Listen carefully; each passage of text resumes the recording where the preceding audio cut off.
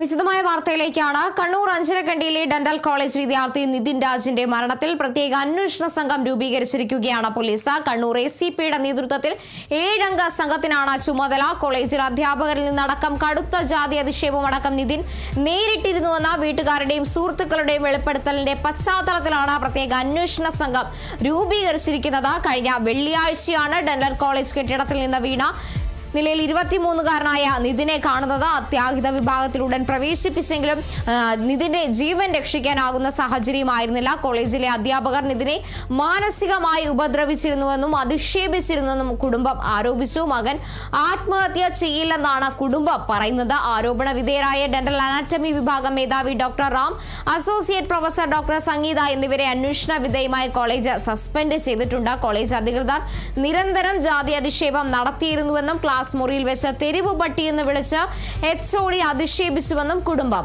ആരോപിച്ചു.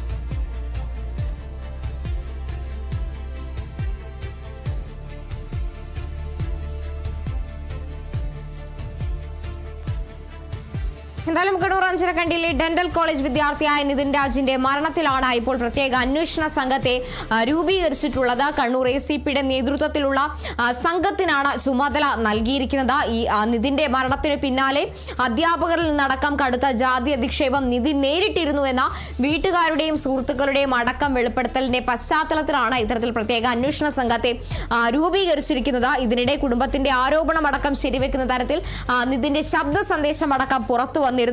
അഞ്ചരക്കണ്ടി ഡെന്റൽ കോളേജിലെ staff room പോലും നിതിനെ ആക്രമിക്കാനുള്ള ഇടമായി മാറിയിരിക്കുന്നു എന്ന അടക്കമുള്ള നിർണായക വിവരങ്ങളായിരുന്നു നിതിന്റെ ശബ്ദ സന്ദേശത്തിൽ നിന്ന് പുറത്തു വന്നത്. ഇന്ന് ഒന്നാകെ നിതിന് നാട് വിട നൽകിയപ്പോഴും നമ്മൾ ഏറെ ചർച്ച ചെയ്യപ്പെട്ട വിഷയം തന്നെയായിരുന്നു. വീണ്ടും ഒരു റാഗിംഗ് മരണം, അതും അധ്യാപകരുടെ ഭാഗത്തു നിന്ന് കടുത്ത മാനസിക സമ്മർദ്ദമേറ്റ ഒരു ജീവൻ കൂടി പൊലിയുന്ന സാഹചര്യം.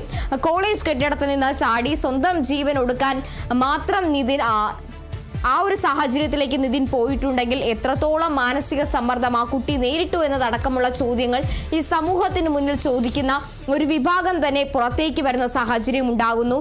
എന്തായാലും ഇപ്പോൾ ആ ഒരു സംഭവവുമായി ബന്ധപ്പെട്ട് അന്വേഷണ സംഘത്തെ രൂപീകരിച്ചിരിക്കുകയാണ് പോലീസ്.